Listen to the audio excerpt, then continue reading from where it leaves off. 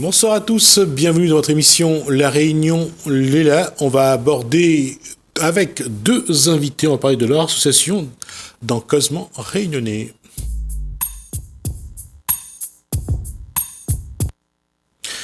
Bonsoir Bruno Babillon. Bonsoir. Et bonsoir à Anthony Baikum. Bonsoir. Alors votre association s'appelle Conscience Réunionnais. Oui. Conscience Réunionnais. Voilà. C'est comment il vient l'idée de dire allons faire une association qui s'appelle Conscience Réunionnais. Comment vous avez eu cette idée-là? Conscience Réunionnais, c'est par rapport à l'actualité, à tout ce qui se passe en ce moment.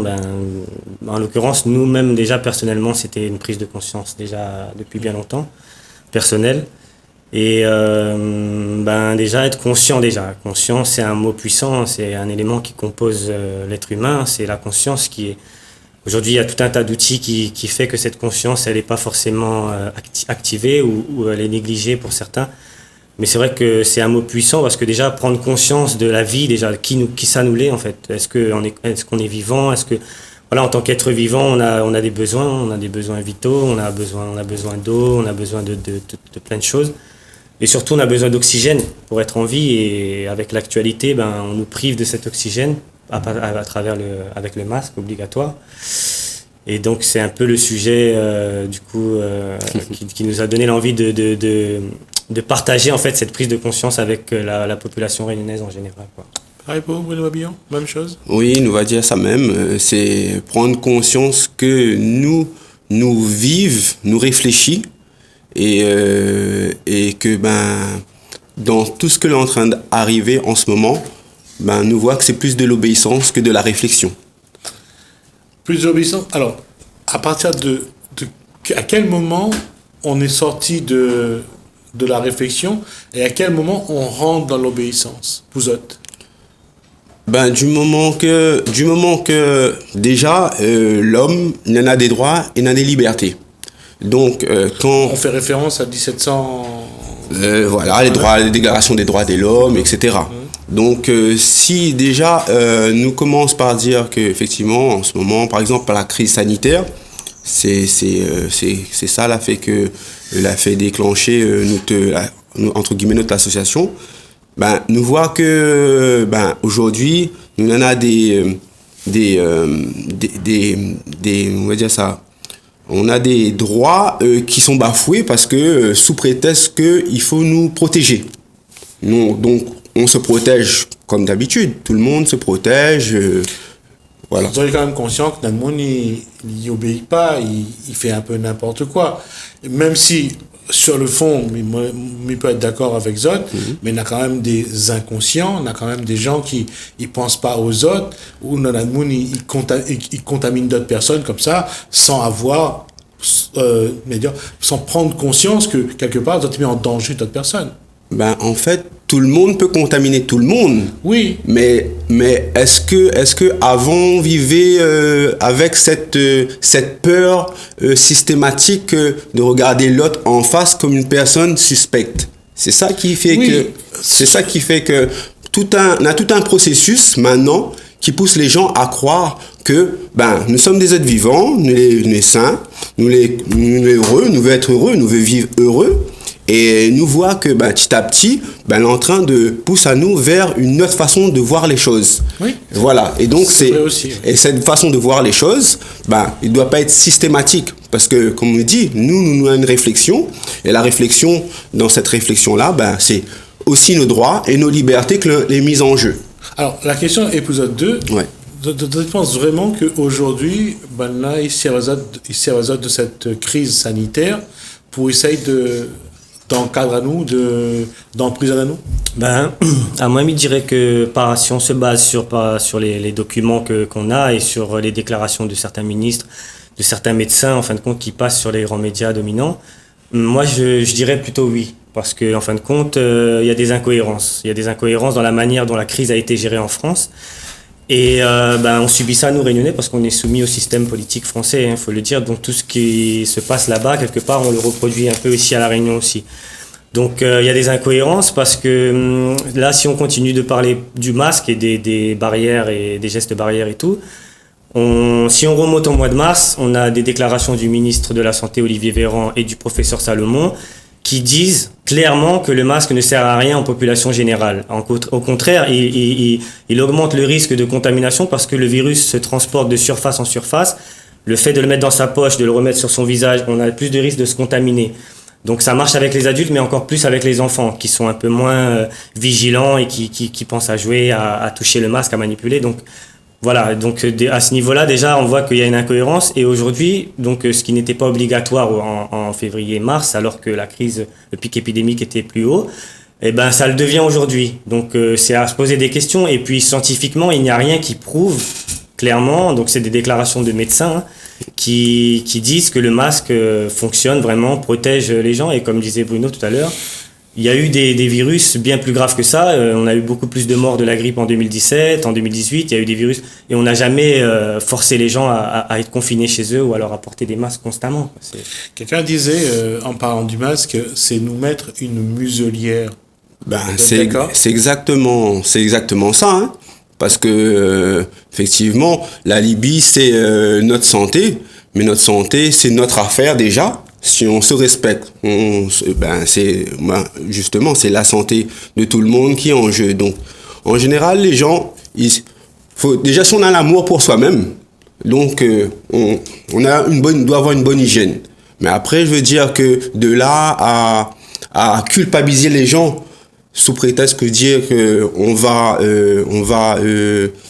va propager le virus, non, je veux dire que c'est un truc naturel. Le virus, il existe autour de nous déjà. Donc tous les médecins le disent. Mais pourquoi justement en faire tout un plat là-dessus? Donc conscientiser les Réunionnais, est-ce que c'est à tout déjà que vous n'êtes pas responsable de ça? Nous les déjà responsables. Non, pas responsable de l'épidémie. Je pense que responsable de l'épidémie, c'est vouloir culpabiliser, nous culpabiliser, parce que nous on n'a rien demandé. On nous dit que ça sort de là-bas, après on nous dit que c'est revenu. Il y a des gens qui ont dit, bon, si c'est comme ça, on ferme les frontières, on n'a pas fermé. Et aujourd'hui, on nous fait porter le chapeau que on peut contaminer nos enfants, nos parents, nos amis. Ça devient absurde. À un moment donné, on marche la tête. Mais dans ce cas, aujourd'hui, quelle posture, Zot, tu penses qu'il faut avoir face à ce que demandent les responsables, notre gouvernement? Et qu'est-ce que Zot doit-il dire aux Réunionnais d'avoir comme posture? Déjà sortir de cette peur, parce que c'est vrai, comme dit Bruno, on a affronté des virus, l'humanité a affronté des virus bien plus dangereux que ça. Et voilà, le corps humain, il est intelligent. Voilà, on a un système immunitaire qui fait que si on se bloque dans la peur, et ben ça va faire qu'empirer les choses. Et ça joue sur le moral, et ça joue aussi, ça a des effets néfastes, parce que porter un masque, c'est-à-dire qu'on diminue déjà l'apport en oxygène, les organes qui ont besoin d'oxygène, notamment le cerveau, c'est l'organe qui a besoin d'oxygène. Et surtout, moi, ce que je trouve le plus dangereux, c'est qu'on respire son gaz carbonique. Absolument. Donc il y a des risques vraiment on risque des troubles, on risque des malaises. Il y en a on a des témoignages, puisque nous justement, ce qu'on fait, c'est que on se déplace, on va au contact de la population pour pouvoir discuter, échanger avec la population, pour éviter que la population reste constamment dans cette peur avec, on peut le dire, le matraquage médiatique, parce que c'est vrai que la peur, elle vient d'où? Elle vient des informations que les gens ils ont au niveau du Covid. Donc on discute avec les gens, on a des témoignages, on a des personnes âgées qui viennent nous voir, qui disent qu'ils ont des pincements au cœur à force de respirer dans un masque, parce que tout simplement, les organes ont besoin d'oxygène pour fonctionner correctement, et si on diminue cet apport en oxygène, il y a des risques qui peuvent être très graves. Et surtout à l'école, quand on impose le masque aux enfants à l'école, comment l'enfant peut-il réfléchir correctement si son cerveau n'est pas suffisamment oxygéné pour pouvoir réfléchir correctement et tout ça. Donc tout ça, c'est des sujets qui sont graves à aborder avec les gens, et les gens témoignent vraiment avec sincérité, et ça apporte quelque chose, je pense, ça les rassure. Vous arrivez à un moment où le représentant veut actuellement renforcer ces mesures de sécurité, porter le masque. Comment, entre une position officielle pour protéger le maximum de monde, et vous qui dites il faut qu'on prenne conscience que on n'est pas responsable et on n'a pas à subir tout ça, quelle doit être la position des uns par rapport aux autres? Ben, moi, je pense qu'il faut rester sur des bases concrètes. On a des bases de médecine, hein, de témoignages de médecins, de scientifiques qui prouvent des choses à travers des chiffres, hein, à travers des résultats qu'on ne peut pas tromper. Je veux dire, on va prendre l'exemple on va parler du traitement parce qu'on entend souvent dire qu'il n'y a pas de traitement. Voilà, on teste les gens et les gens sont mis en quarantaine, on dit qu'il n'y a pas de traitement. Pourtant, on a la preuve qu'un médecin expérimenté, compétent, en métropole, hein, à Marseille, a soigné des gens avec ce médicament, donc qui a soigné des gens depuis bien longtemps aussi pour d'autres maladies qui existent. Hein, c'est un médicament qui a été commercialisé et au moment où l'épidémie, donc on a appris que ce médecin a soigné des gens, on a interdit ce médicament à la vente, on a interdit les pharmacies de le vendre, on a diabolisé ce médicament. Alors qu'on avait des preuves, du coup, que si cette personne avait tué des gens avec ce médicament, cette personne ne pourrait plus exercer son métier. Mais on a les preuves que cette personne-là a soigné des gens et que le traitement a fonctionné. Et on a interdit. Donc c'est pour ça que moi j'ai dit que la France, à travers la manière dont la France a géré cette crise, on peut observer les incohérences et donc moi je pense que il faut se baser sur des preuves concrètes et écouter les médecins compétents qui ont des avis. Oui, mais vous l'avez vu, comme la plupart des Français et donc des Réunionnais, que lorsque l'État décide quelque chose, l'État applique le docteur Raoult, puisque c'est de lui, je pense, qui... Oui, bien sûr. Entre autres, mais il n'y a pas que M. Raoult, il y a d'autres professeurs. On voit que le protocole qu'il a dit, il faut mettre en place dès le début de la contamination pour soigner, ça marche, mais ça n'a pas été validé non plus.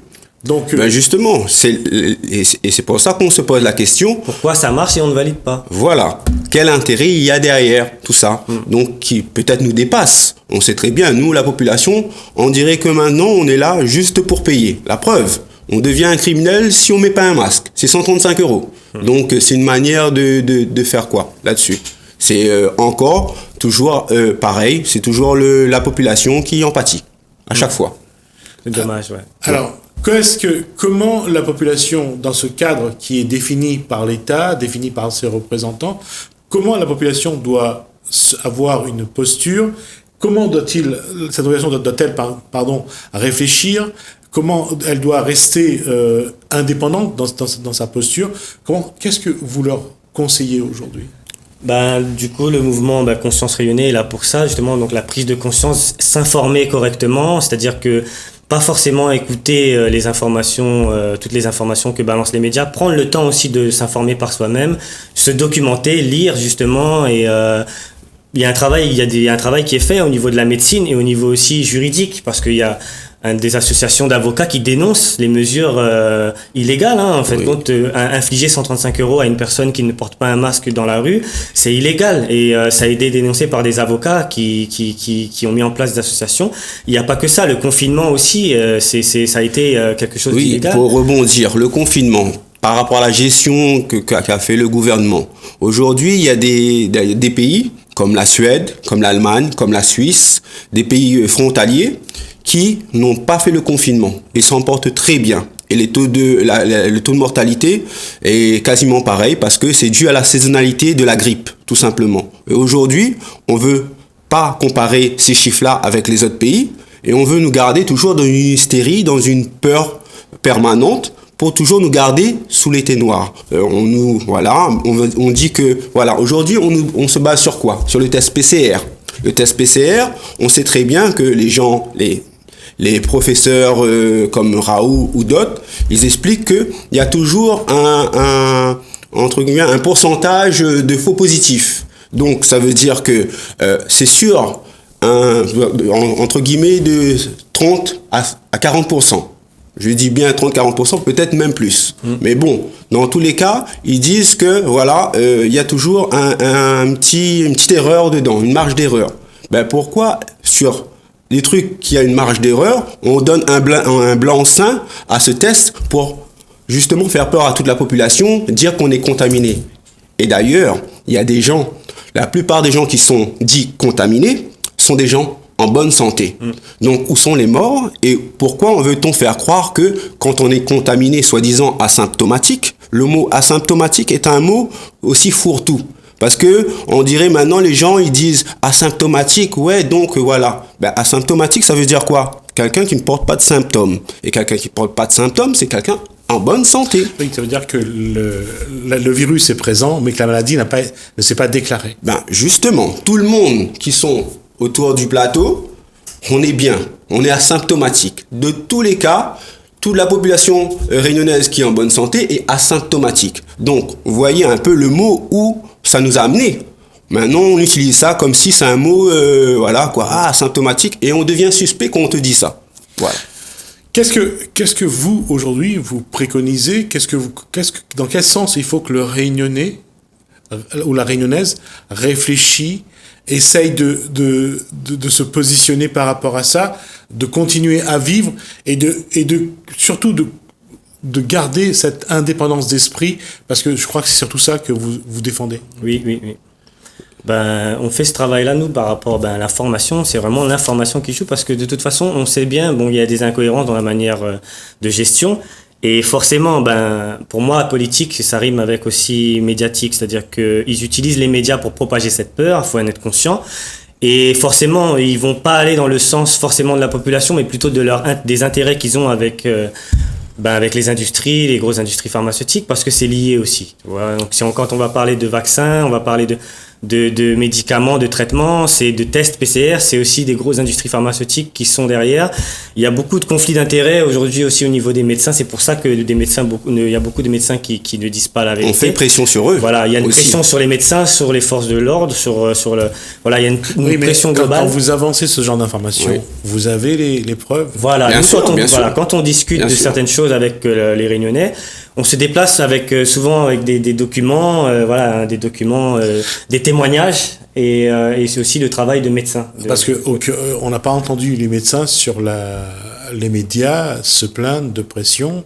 On n'a pas entendu ce genre d'informations. Après, il y en a il y a des médecins qui le disent. Hein. Il y a une femme d'ailleurs qui dénonce ça, qui est passée justement au Conseil des médecins. On lui a interdit d'exercer. Conseil de l'ordre. Donc, ouais, voilà. Comment Conseil de l'ordre. Anguerrère. Ève Anguerrère. Ève Anguerrère, voilà. Elle est très connue maintenant. Donc, elle a décidé de ne pas appliquer le protocole, tout simplement parce que pour elle, c'était pas valable. Voilà. Il y a des choses incohérentes dedans. On peut suivre cette femme. Hein. C'est une femme qui se bat et qui a pris le risque de perdre, de ne plus exercer. De perdre son droit d'exercer. Voilà, de perdre son droit d'exercer. Pour vraiment rester humaine et dire la vérité, tout simplement.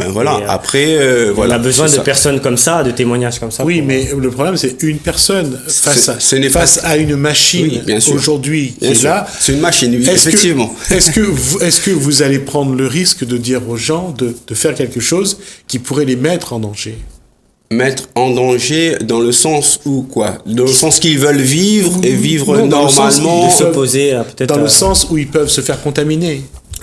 La contamination, comme je dis, la contamination, elle est partout. Si on peut être malade, tout le monde peut être malade. Oui. Je veux dire que ça peut être une fatalité ou pas. Oui. Tout dépend le terrain. Ça même, c'est le système immunitaire. Le système immunitaire, on n'en parle pas, mais le système immunitaire, c'est justement une bonne alimentation, une bonne hygiène de vie, ne pas être stressé par les informations, par exemple, qui nous dit du matin, du midi jusqu'au soir que, voilà, restez loin de vos amis, de vos enfants si vous voulez les protéger. C'est une aberration. Ça devient une aberration, franchement. C'est vrai quand même pour s'il y en a un qui est malade dans la famille.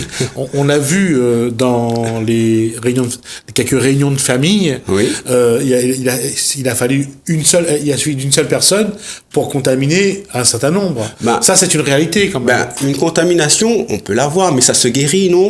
On prend. Avant, il existait des tisanes, il y avait plein de choses, des médicaments. Si les gens aiment les médicaments, moi, franchement, je suis contre ces médicaments. Oui, puis même, quand on prend la majorité des personnes testées positives, je veux dire, ils sont pas malades, ils meurent pas de ça, quoi. Je veux dire, c'est pas, c'est vraiment, il y a une peur qui est entretenue et... Je suis d'accord pour la peur. Mais j'allais dire que même par rapport à ce que vous dites, je ne vais pas dire que je suis pour ou contre, je vous laisse responsable de vos propos, mais ce que j'essaye de vous faire, de dire que s'il y a dans tout ce qui est proposé, ne serait-ce qu'une petite barrière pour protéger une personne, est-ce qu'il ne faut pas l'utiliser? Je dirais que de toute façon, le masque en général, il a été conçu pour quoi? Le masque, en fait, il était conçu, soi-disant, déjà, il ne filtre pas les virus. Donc déjà, il était conçu pas pour justement, soi-disant, nous protéger des bactéries. Parce que le virus, avec un masque en tissu, il rentre, il sort quand il veut. Donc faire croire à la population qu'on nous protège du virus, c'est faux. Déjà, ça c'est un fait. Mais c'est pas que nous qui le disons, c'est aussi le ministre, comme je disais, M. Véran l'a dit, et le professeur Salomon l'a dit aussi. Donc nous ne sommes pas les seuls à penser ça. C'est vrai que le masque en population, non, en général, on l'impose aux gens, mais il ne en général, une personne qui est malade, qui est vraiment contagieux, ok, elle peut le mettre. Mais obliger toute la population qui est en bonne santé de le mettre, c'est en fin de compte, on est en train de faire une exception. D'une exception, on fait une règle. Donc ça veut dire que là, on marche sur la tête. D'accord. Dernière question, quelle va être votre posture dans les jours et semaines à venir? Qu'est-ce que vous allez dire à ceux qui vous entourent? Ayez confiance en vous, n'ayez pas peur, parce que l'hystérie ambiante fait que tout le monde reste dans le nuage vous êtes quand même consciente que ceux qui vont pas porter les masques vont payer 135 €. Bien sûr. Qui peuvent contester d'ailleurs, parce que justement, comme je disais, il y a un travail d'avocat qui est fait pour dénoncer l'illégalité de ces amendes, parce que c'est une pression qui justement, nous, par rapport aux témoignages qu'on a sur les marchés forains aussi, la plupart des gens ne mettent pas le masque, mettent le masque, pas parce qu'ils ont peur d'attraper le virus, mais parce qu'ils ont peur d'avoir 35 € d'amende. Voilà, ça il faut le dire. 135 € d'amende. Voilà, 135 € d'amende. Voilà. Donc c'est vraiment un commentaire qui revient assez souvent. Et donc le virus quelque part, et c'est pas ça qui leur fait peur. Donc il y a vraiment une pression qui est mise sur les agents de la paix, les gendarmes, et qui sont obligés d'appliquer, qui sur la population, et du coup ils sont dans la peur, quoi. Mais c'est vrai que c'est dommage, parce qu'il faudrait beaucoup de gens sont peinés aussi, beaucoup de gens attendent qu'on va vers la population. Ils attendent quelqu'un les rassure là-dessus, parce qu'ils disent que moi m'y pensais comme ça, mais penser que m'y pense tout seul comme ça. Non, ils voient qu'il y a un truc qui tourne pas rond, mais pourquoi il fait ça? Tu poses à Azot cette question comme ça. Et c'est ça qui fait que il rassure Azot quand nous ça va Azot en compte, quoi. D'accord. On arrive à la fin de cette on a dépassé déjà 2 minutes le temps qui nous est imparti. Merci à vous. Merci. Et à donc Anthony Baikium donc pour cet échange. Je pense qu'on vous reverra sur ce plateau pour voir un petit peu comment ça a avancé dans vos discussions. En tout cas, ça a été un échange très riche. Merci à vous. Merci beaucoup. On marque une pause, on se retrouve juste après.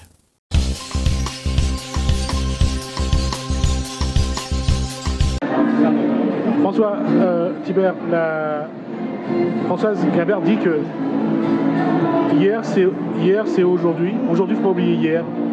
La tisane fait partie de ça, c'est-à-dire que le Réunionnais doit se remettre en mémoire qu'autour de lui il y a la nature et sa meilleure amie c'est la nature. Je pense que nous l'a pas mal tombé là, surtout en ces temps-ci là. On entend il brûle partout, on entend le dérèglement climatique, on entend tout le changement, le bouleversement en cours là. Mais il pense que nous aussi, en nous-mêmes, il bouleverse, tout y bouleverse, tout y change, tout y avance aussi. La tisane, c'est une tradition, c'est un patrimoine, c'est une mémoire. Donc si nous larguons ça, nous larguons un pont de notre histoire, un pont de notre savoir, un pont de notre savoir, un pont de notre mémoire. Je crois que la Réunion, le Réunionnais, a bien compris qu'il ne faut pas larguer ça. Sinon, on a longtemps de venir perdre. Bien qu'avec tout ce qu'on a eu comme volonté pour empêcher, pour interdire, pour détourner les Réunionnais de ça, nous l'a bien vu, nous est toujours dedans, nous sera toujours dedans. Avant nous l'a fait, nous fait et après nous va fait. Bon, là, la soyazote avec ça, avant l'arrivée de la Réunion, tous nos bons ancêtres de provenance d'Afrique, d'Asie et d'Europe étaient là-dedans. Ils ne voient pas pourquoi aujourd'hui nous va laisser ça tomber. Ils croient qu'avec le chikungunya, qu'elle est venue en piqûre de rappel pour dire nous, Marbaille, zone dans la nature, zone dans la vie, tout autres. Prends connaissance, prends soin et traverse avec et transmettre surtout. Nous les là pour ça. Si moi les là aujourd'hui chez Rico, si nous les là tout ce monde-là le présent, on a bien une raison. Chasser le naturel, il revient au galop. Il croit que Réunionnais, il va comprendre et il comprend très bien ce message-là. La Réunion nous a une richesse incroyable. Seulement pour le diabète, par exemple, le diabète que c'est un fléau la Réunion, seulement pour le diabète, on a plus de 125 plantes. justement, autour du diabète et autour des tisanes, nous fait une grande manifestation le 9, le 10, le 11 novembre à Expobat à Saint-Paul. Grande manifestation autour des tisanes réunionnais via Azote pour apprendre, pour échanger, pour comprendre et puis pour aider Azote à sortir dans des problèmes de santé. On en a remède dans les plantes, on a le remède dans les tisanes. Nous, c'est à base, les connus et reconnus, à nous faire avec, à nous mettre en valeur encore plus que ça. Tout le monde ensemble. François, comment ramener le Réunionnais à son lien avec la nature? Comment réapprendre le Réunionnais à vivre avec la nature? Je pense que n'a pas besoin de grand-chose pour y revenir. C'est sûr, n'importe quel monde y vit dans l'immeuble aujourd'hui, les conditions vivent pareilles. Mais de monde y vit dans l'immeuble, là, nous voit bien qu'elle arrive à week-end, qu'elle arrive à dimanche, qu'elle arrive à journée de fête, d'autres ils montent dans le bois, d'autres ils vont dans la nature, ça va aborder la mer. Donc c'est un besoin de nature, c'est un besoin de retrouver cet espace-là où c'est qu'on peut respirer, où c'est qu'on peut s'exprimer. Marmaille peut greffer un peu de bois, Marmaille peut trouver des plantes, des fleurs, reconnaître. De grandes personnes, ça va prendre un air là où c'est clair, elle n'est pas polluée encore. Comment ramener le Réunionnais? Le Réunionnais va ramener Ali tout seul parce que c'est la nature qui veut ça. Il y a un appel de la terre, on dit, mais dirait, cet appel de la terre-là, il touche tout le monde. Ce besoin, cette sensation d'aller dans la nature-là, les naturels, ils coulent en nous, ça. Nous ne pouvons pas rester enfermés, nous ne pouvons pas être dans du béton. Nous n'avons pas été conditionnés pour vivre dans le béton. Donc, le Réunionnais, il doit comprendre aussi, c'est que cette terre-là, ce pays-là, cette île-là, a besoin d'être respectée. Prenons soin, arrête d'être saleté partout, arrête ma cote notre pays. Quand vous passez un fond de ravine, d'un bordier de ravine, vous voyez vieux carcasseto, vous voyez toutes sortes de frigidaires, toutes sortes de machines à laver. Ça n'est pas joli pour nous, n'est pas joli pour nos enfants, c'est pas un bon exemple pour donner de marmaille. Ça, c'est tenir en compte de la nature. Parce que la nature n'a pas besoin de nous, c'est nous qui avons besoin de lui. Nous avons besoin de lui. Donc, entretiens Ali, aide Ali à aller encore mieux, plantons des pieds de bois, plantons des pieds de bois un peu partout, c'est que possible. Apprendre marmaille, planter de bois, apprendre marmaille, tel bois, il sert à chose, tel pied de bois, tel petit pied de bois, il sert à telle chose. Ça, c'est des affaires. Il fait ça 1 fois par mois sur le terrain. 1 fois par mois, une journée gratuite pour toute la Réunion. Et même de monde, il vient d'ailleurs, mais il vient encore plus, pour apprendre notre tisane. Apprendre que ça nous en a sous nos pieds, apprendre que ça nous en a autour de nous. Venez à vous, soignez à nous, des fois par nous-mêmes, un petit tisane simple. Nous en a dans notre petit cours, dans notre petit jardin, ou bien dans des espaces autour de nous. On en a des tisanes. Il appelle mauvaise herbe, mais la fin de mauvaise herbe. Ça t'a fait herbage, là. Il n'a pas fait mauvaise herbe. Le premier mauvaise herbe, il pense que c'est l'homme. Excusez-moi l'expression, moi en premier.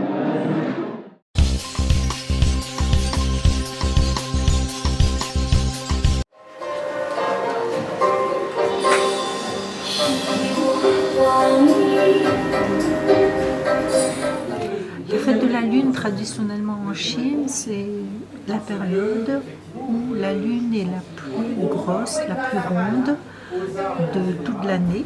Et pendant cette période-là, les gens se retrouvent en famille, avec des amis, ils se retrouvent en soirée pour admirer la lune.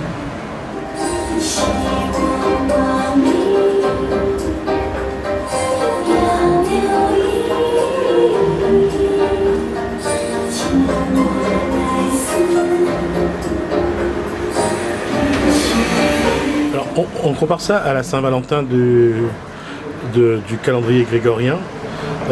Pourquoi on parle de Saint-Valentin chinois finalement? Au départ, c'était quand même plutôt une fête familiale.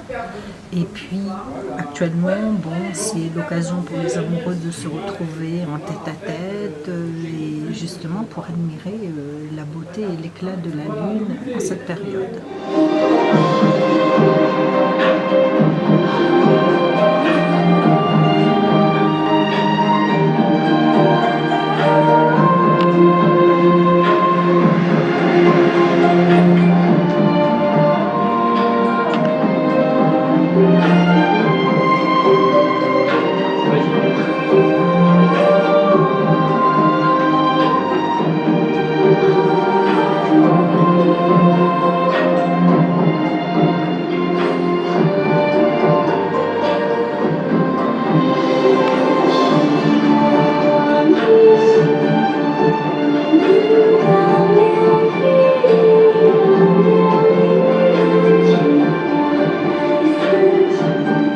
Symbolisme, qu'est-ce qu'on peut dire de cette danse que vous avez offert aux convives? Alors c'est une danse qui est inspiré des traditions anciennes, avec un costume ancien. Et la particularité, c'était les grandes manches. Puisqu'autrefois, les dames avaient justement ces robes avec des longues manches. Ça leur permettait de cacher des petits mouchoirs, des petits objets, un message secret pour un amant, des petites choses comme ça.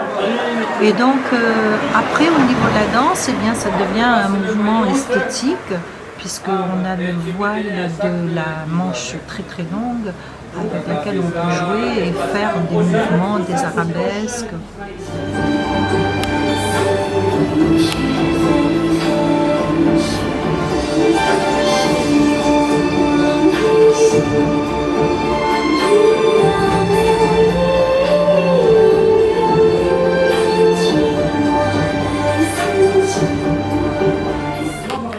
La danse exprime tout ce que peut être la vie chinoise aussi. Oui, exactement, puisqu'il y a aussi l'expression du visage et les petits clins d'œil, on va dire, en quelque sorte, et puis évidemment la musique, les gestes qu'on retrouve aussi bien dans des opéras chinois, qu'on peut retrouver également, puisqu'il y a la danse dans les opéras chinois. Donc certains mouvements rappellent ceci, et c'est vraiment inspiré de la danse classique chinoise.